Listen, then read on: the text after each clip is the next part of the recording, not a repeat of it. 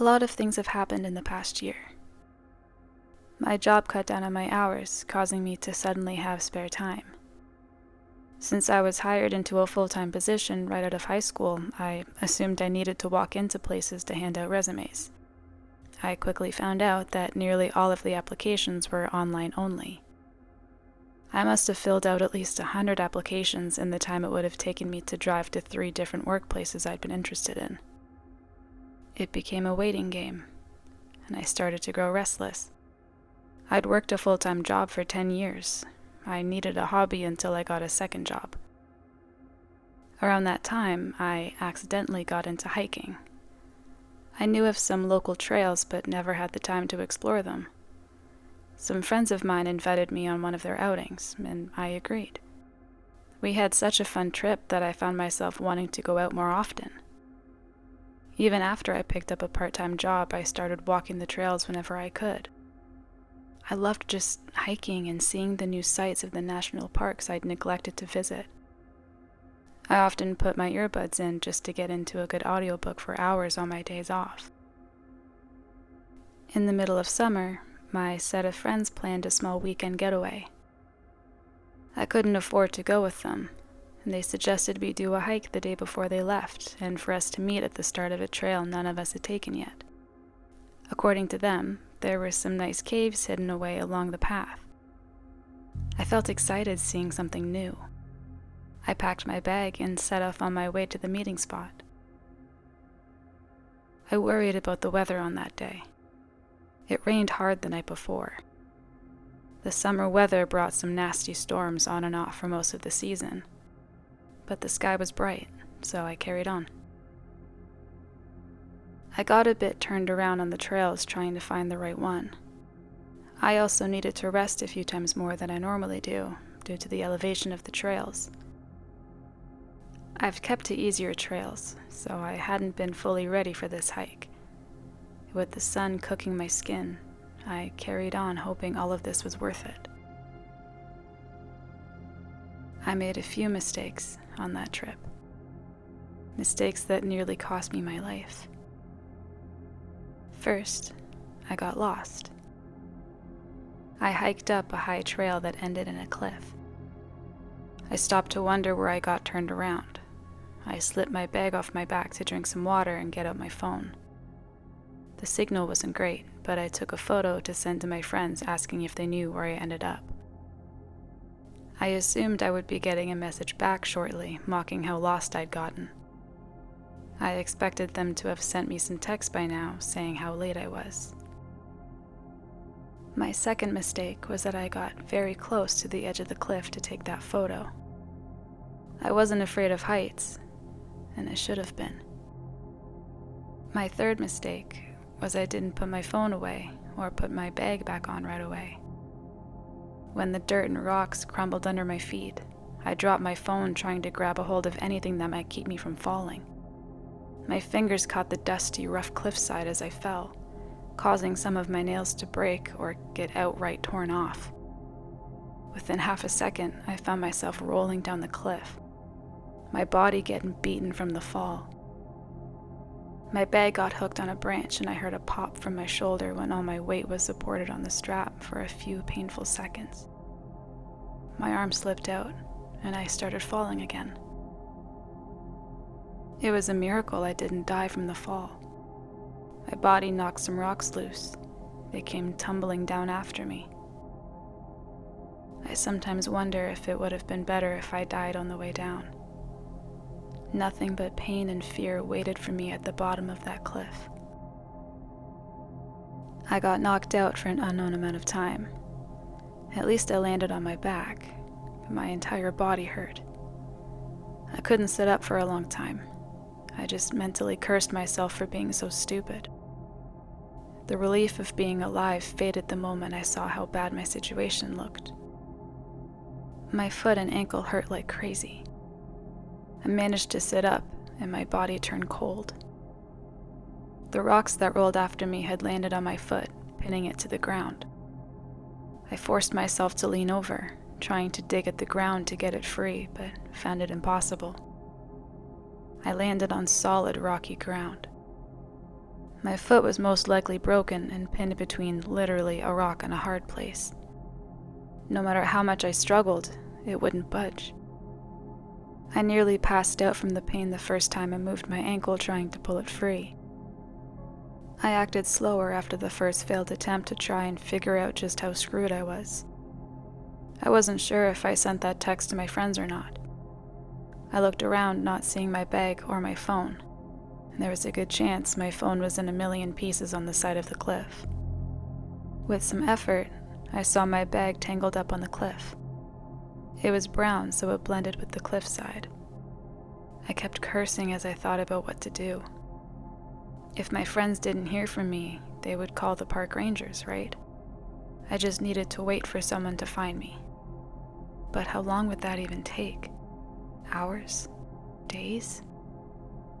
I started to shake at the grim outlook. I wanted to just scream until someone found me. But no matter how tempting, I refused to lose my cool.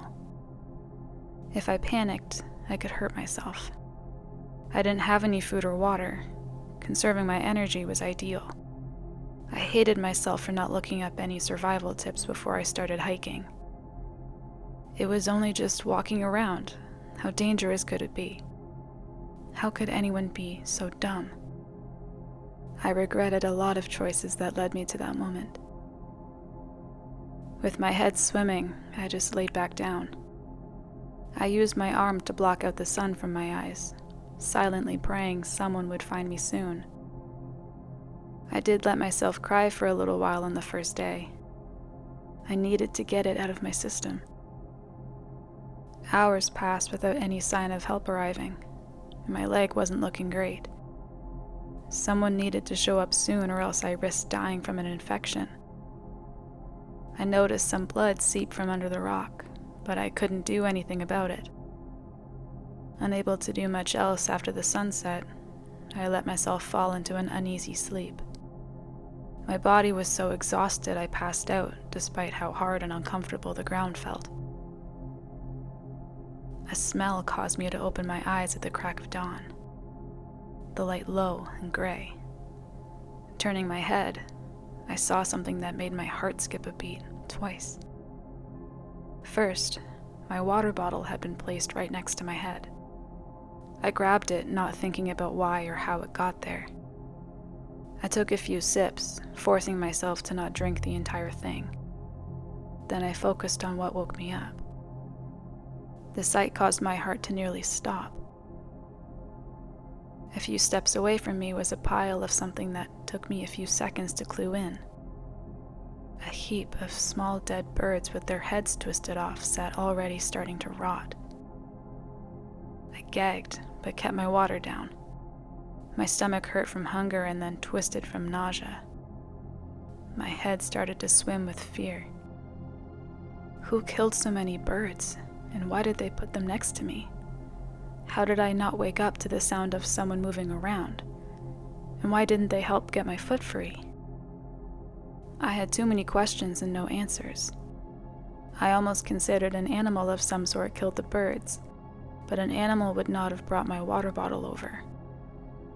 My fear would not go down.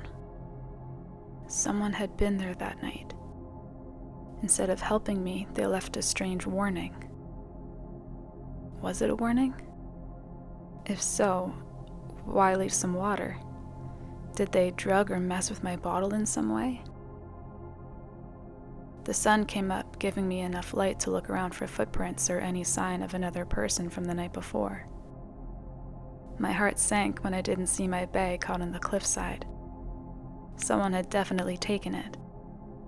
Unable to help myself, I screamed out for help with only a slight echo answering back.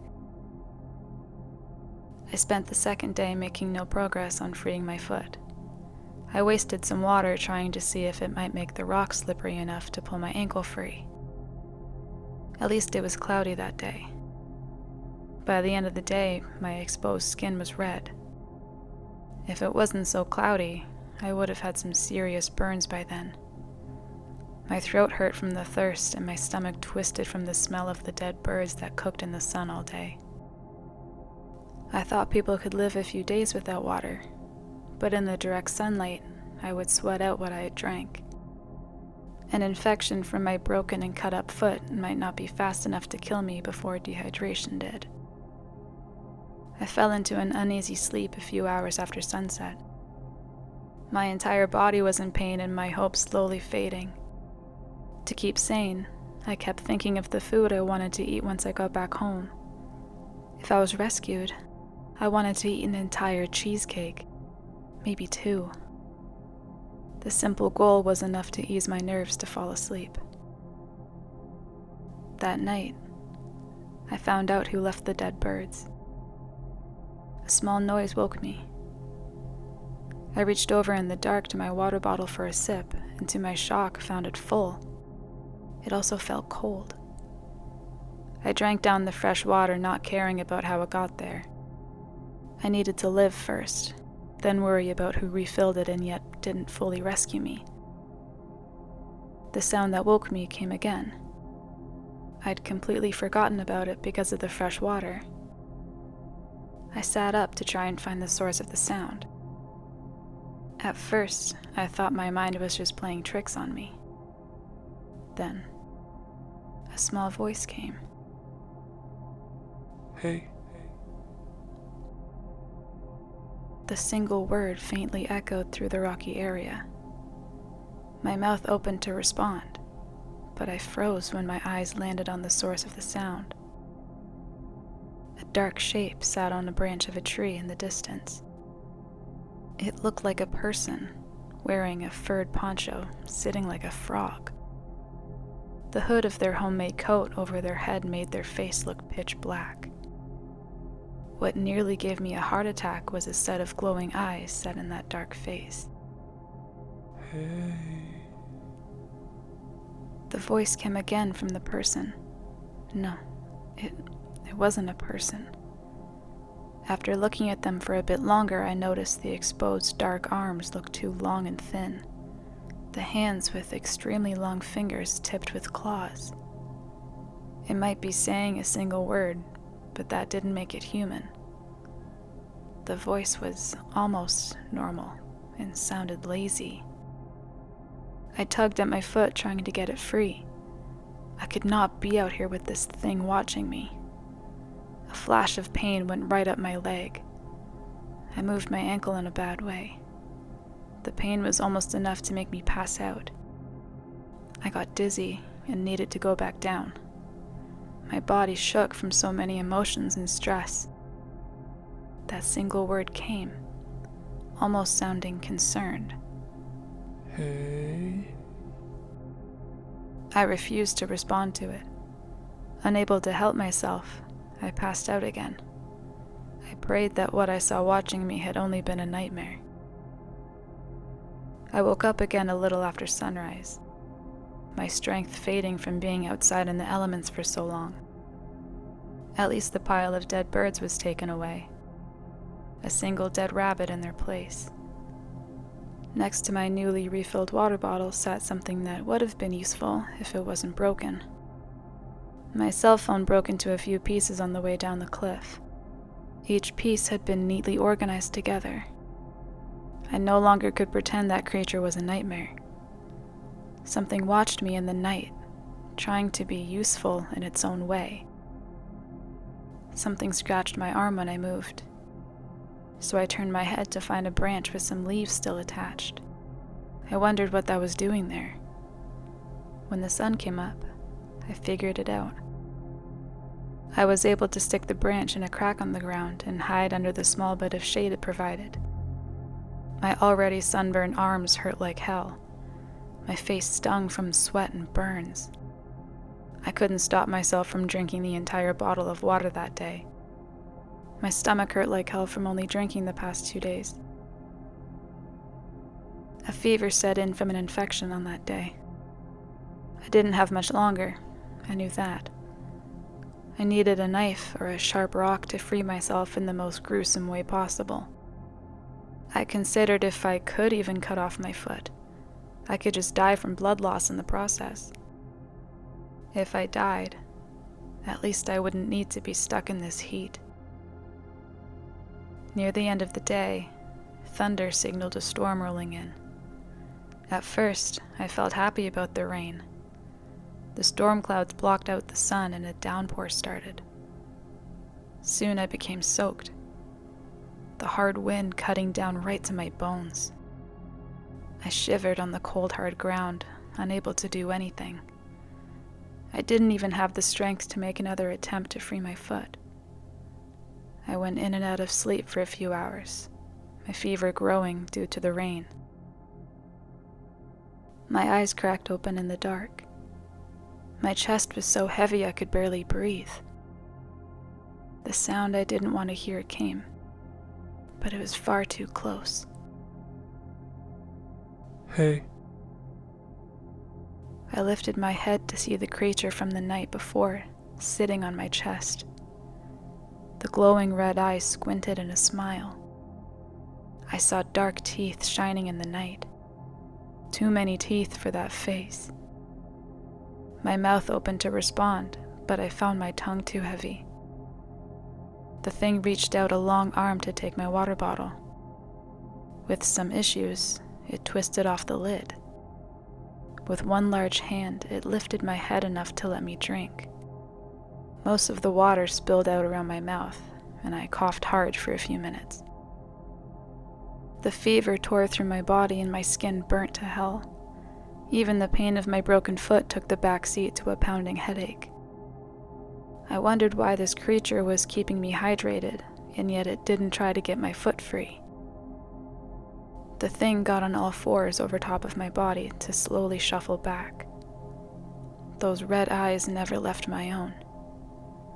It stopped with its head by my thigh. The head sideways, and a large smile clear in the dark. A large hand landed on my knee, causing a wave of pain to shoot through to my brain. I knew what this thing was asking. We didn't need to speak the same language to understand each other. It still spoke one last time to confirm the request. Hey. The mouth hovering over my thigh, the other hand wrapping around my upper leg. My choices were to die in the next few hours from an infection, an exposure, or give in to this monster's demand. I braced myself the best I could. With a trembling heartbeat, I nodded. "Okay," I said in a cracked voice, giving permission. The thing let out a happy sound. The mouth opened so wide it nearly reached the monster's hidden ears. Countless needle-thin teeth quickly came down on my leg, ripping through my jeans and into the flesh underneath.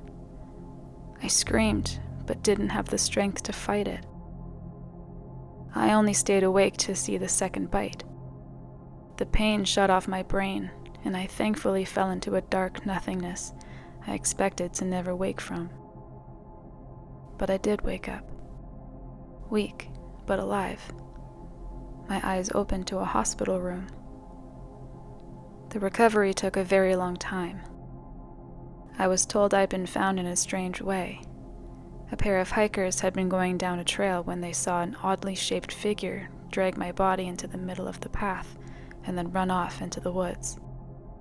They never caught up to the figure, and after seeing my condition, focused on getting me help. I was missing my entire left leg. The doctors had no idea how I survived it being removed in my condition. They said I should have died from the shock and blood loss. They all said it looked as if some sort of animal chewed it off. I told the police what happened the best I was able. Turns out when I didn't meet my friends, they just assumed I got busy and forgot to send them a message saying I wasn't going to meet with them that day. Then they went on the trip, so no one realized I was missing. At least my job sent the police by my place as a wellness check when I didn't show up for a shift. They were in the process of starting a missing person report when I was found. They didn't believe I saw a creature, and I admitted to them I didn't want to believe it either. The stress may have made me see things. The police assumed if I did see someone, then it would have been some person living in the mountains messing with me. But that didn't explain my leg. They shrugged that off, saying some sort of animal got to it and the person who found me did the right thing by getting me to a place where I would be found. The police knew some unhinged people live in the woods. They thought I got lucky to make it home alive, and they recommend I get better friends. I keep thinking back to that night. The missing leg is a constant reminder. I know it wasn't some sort of natural animal that took my leg. There's a creature humans haven't identified yet, living in those woods. I can only hope others don't make the same mistakes I did. If you're going out in the national parks, please be careful. Make sure people are aware of where you're going and when you'll be back. Stick to trails you know well, and pack an emergency kit to always keep with you. Nature is something not to be taken lightly. I was stupid and paid the price. As helpful as that creature acted, I really don't want it to get another meal from a human. Just be careful out there.